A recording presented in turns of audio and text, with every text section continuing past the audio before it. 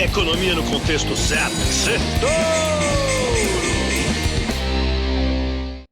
Boa noite, Brasil, ouvintes da Jovem Pan, bem-vindos a mais um Sextouro, o resumo da semana econômica no contexto certo. E hoje, diretamente de Miami, na Avenida Brickell, o centro nervoso do mercado financeiro da Flórida. Nesta semana, que foi mais curta, com feriado aqui nos Estados Unidos segunda-feira e aí no Brasil na quinta, os investidores estiveram mais mal-humorados do que bem-humorados no mundo inteiro. Não gostaram nada do que viram e ouviram, nada agradou. E no Brasil, isso fez a bolsa cair e tocar as mínimas do ano. Primeiro, boas notícias para a economia americana, como a alta da confiança do consumidor e outros fatores, desencadeou um mau humor global, porque isso dificulta a vida do Banco Central para cortar os juros aqui. E a rentabilidade dos títulos do Tesouro Direto americano dispararam e as bolsas caíram.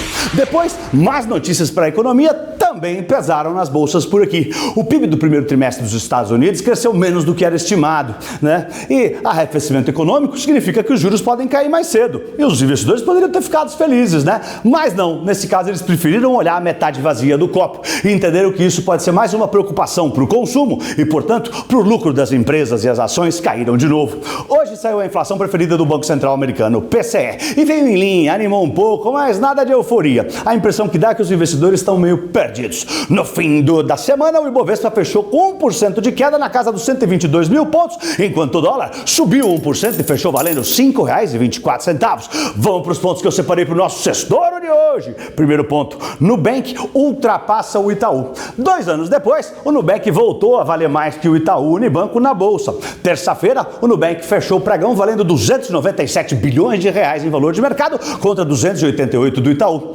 Cotado na bolsa em Nova York, as ações do Nubank já saltaram 40% esse ano, enquanto o Itaú caiu 3%. Agora, o Nubank é a segunda empresa mais valiosa do Brasil, só atrás de Petrobras. Mas será que essa capitalização em bolsa reflete verdadeiramente o valor das empresas? Para nós da XP, não.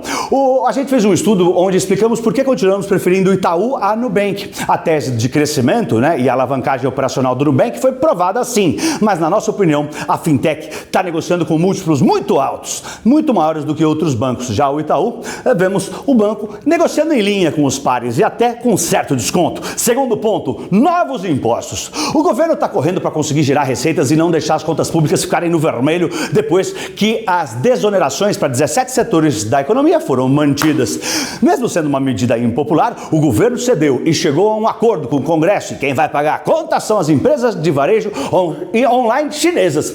Ficou acordada uma taxa de 20% para as importações de até $50, que deve atingir em cheio as compras na Shopee, Shein, AliExpress. A Câmara já aprovou a taxação. O Senado deve aprovar essa alíquota sobre as blusinhas já na terça-feira. Também está sendo costurada uma medida provisória que deve prever restrições no uso dos créditos do PIS/COFINS, visando elevar a arrecadação federal e também compensar a desoneração aos 17 setores. Nesse caso, a expectativa é que as grandes empresas sejam mais penalizadas. Terceiro, mercado dá o benefício da dúvida para Magda. A semana teve a primeira entrevista da nova CEO da Petrobras, Magda Chambriard.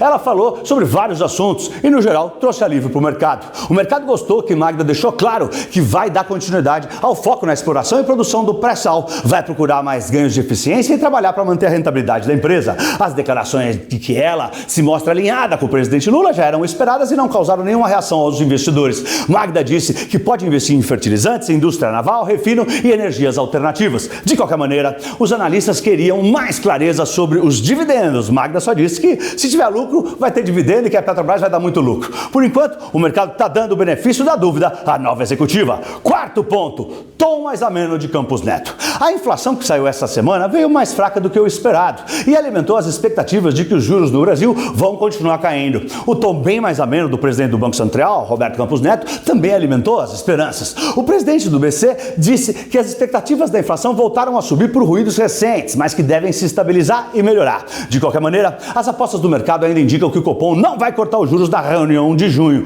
devido aos juros aqui nos Estados Unidos que não devem cair tão cedo, os riscos fiscais aí no Brasil e a disparada da expectativa da nossa inflação.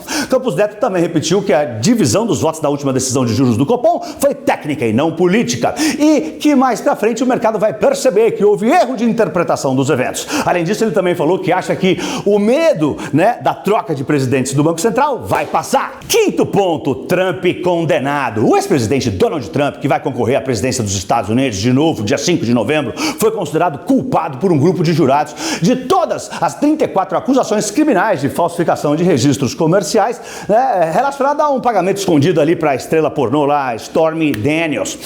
Seu então advogado, Michael Cohen, teria feito o pagamento antes das eleições de 2016. A sentença do juiz só vai sair dia 11 de julho. Trump é o primeiro ex-presidente dos Estados Unidos condenado ao crime. Ele nega todas as acusações. Segundo jornalistas, é muito improvável que ele seja condenado à prisão. A pena poderia chegar a 4 anos de cadeia, já que ele é réu primário, tem 77 anos, foi um crime não violento, né? E ainda tem o aspecto de prender um ex-presidente da República e ainda pode voltar a ser o presidente. O mais provável é que ele seja uma condenação de multa e um período de liberdade condicional. Mesmo que seja condenado à prisão, Trump pode pedir ao juiz ou a um tribunal de recurso fiança, enquanto ele aguarda o recurso fora da cadeia, né?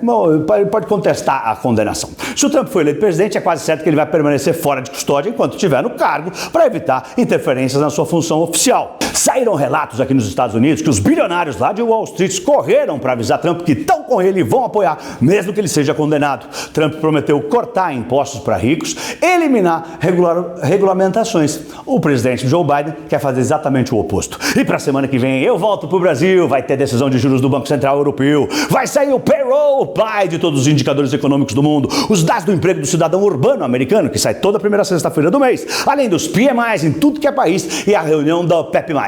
Eu sou Pablo, diretamente da Avenida Brickell, em Miami, o centro nervoso do mercado financeiro da Flórida. Boa noite e um lindo fim de semana em família. Vai, Torinho! Vai, Torinho!